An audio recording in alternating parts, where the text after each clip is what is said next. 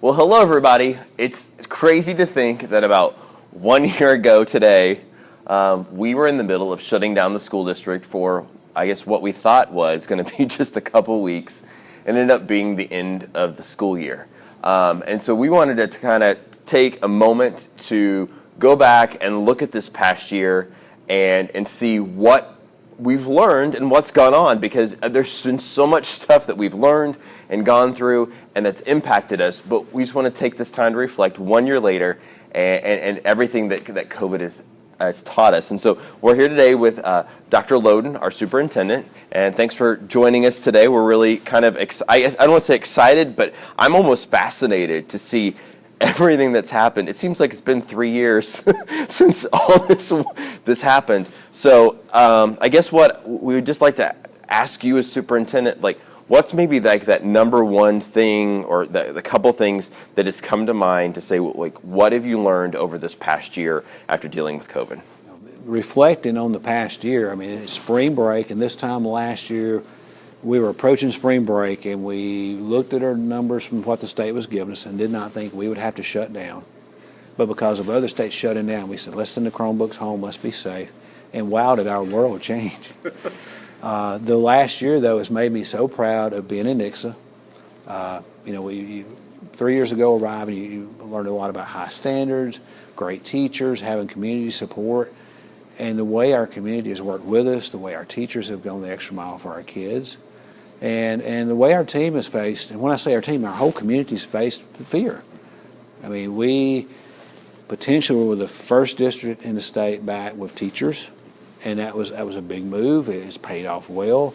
We've tried the whole time to look at other countries to see what would keep us safe and learn from others. But with JTSD was potentially the first school with children. And our summer school that we have was awesome. It was seated. It helped us to get our protocols ready for the fall. And the last week, out of 6,500 children, all 1,000 employees, we had 2 positive cases. Our little ones and all the way through the high school have done a great job with the protocols as far as trying to keep each other safe. Our teachers have done a great job, and I'm very pleased with where we're at. I know we still have a few months of school. We have team members that are monitoring the variants that are out there. Right now, we feel like with what we have in place, we'll end the year on a great note. We are excited about, as we learn more, trying to go more in a safe manner with more options back to normal in the fall, but we've still got a lot of monitoring and things to do before the fall. But it's nice closing out the year, knowing that the vast majority of our kids are seated, that we're working on schedules. We have our state assessments coming up, and I feel like we're going to do very, very well on them with the things we've done this year with our children. I mean, our teachers have done a great job of recovering our kids that were behind, and our kids are, I mean, we've just had our second play. Yeah. We've got our basketball team playing for district. We've had our band performing. We've had a lot of different activities in our schools. They've just been exciting this year. So how do you think this is going to forever change education? I know you said that this is like one of those moments in education that is just, we're going to look back and go, wow, that really just forced us to change. What do you think is going to be like here to stay, and how is this, let's look at the positives. What things have we learned that we can do to help our kids even more? Well, I believe we've just experienced a few weeks ago the snow days. We were able to continue like learning, so the kids were engaged. They didn't go backwards. They were able to play and have fun. Our teachers often are so busy with the teaching they don't have time for that deeper level of planning and reflection. Our PLCs, or our teacher groups that plan together, were able to, during the snow days, to plan together, to work together, to work on assessments, to work on curriculum design. We have several of our elementaries that have a lot of their work done for the fall already. So you're able to have time to do the things that you normally would not do, which is a lot better for our staff than saying, well, you're going to come in late May or early June and make up days. I think it's a lot more productive. We were already, with your team and our health services team, ahead of the game as far as trying to look for the future as far as keeping our people safe with our clinics and other things. But I do believe there's opportunities for screening for the flu, screening for strep, and other things that we can do with our children here. Most of the things you guys have put in place, we start off with our faculty, then try to evolve to our children. One innovative thing that we're piloting this year is the delivery of our medicine, pharmaceuticals to our adults, and hopefully someday we can work on something that would help our families that need help with children too. And then we were already on the trajectory for the virtual learning, especially at the secondary, but I believe we've moved at a faster pace, and the options we'll offer, especially for the high school and somewhat the junior high, for hybrid or regular virtual learning is going to expand.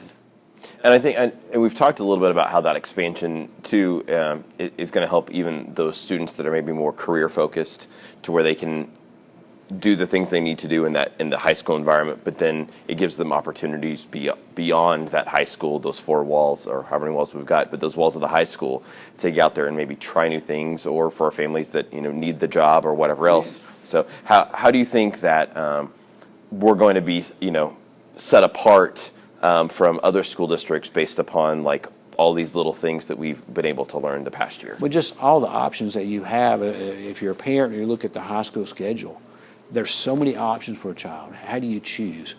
Well, there's ways now with summer school or the virtual ed that you could take some of the easier classes, the more reading and comprehension, like a psychology, a sociology, so you could go even deeper in the curriculum, or take more dual credit types of classes that earn college credit, or AP classes, so you can leave the high school with even more college credits than you would normally.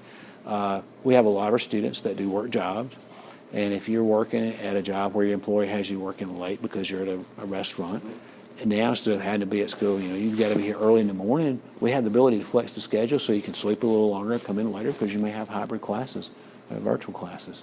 Awesome. It's going to help us, I think, overall to meet the needs of our families. And I know that's part of our CSIP, is to kind of look at those differentiated schedules and everything else. So I'm excited to kind of like see how that progresses. Well, safety stuff, like we already had some stuff in place before COVID even hit with some of our filters and everything else, but maybe what are the things that we've put in place now, how is that going to help us long term with keeping our kids healthy? I mean, just the little things. I'm not aware of another district that has the UV light carts like we have, where we literally have them in every building. And when COVID is not even a thought anymore, you still have the ability to use them, especially during the flu season. If you notice that, hey, we are having more cases in one building, you can assemble the carts together and in one night take out the entire building. But we have the ability to have rotations where every room's covered so many times a week now. The hand sanitizers has been a home run. I don't see us going back from the frequent hand washing and using the hand sanitizers. Just learning, just being cleaner, safer, healthier. We were not able to put the hospital grade filters in our air conditioning units, but we have just right below them, so we have better filtration. We are piloting UV lights in the ductwork at some of our elementaries, just seeing if we notice a difference, because if it helps, then we can upgrade in the future as we have funds available. Well, and also, I know we've talked a lot about, and just in some of our meetings, how this has actually allowed us to evolve into being more, I guess, family friendly with how we do like parent-teacher conferences or parent meetings or some of those. It's kind of forced us to think outside the box.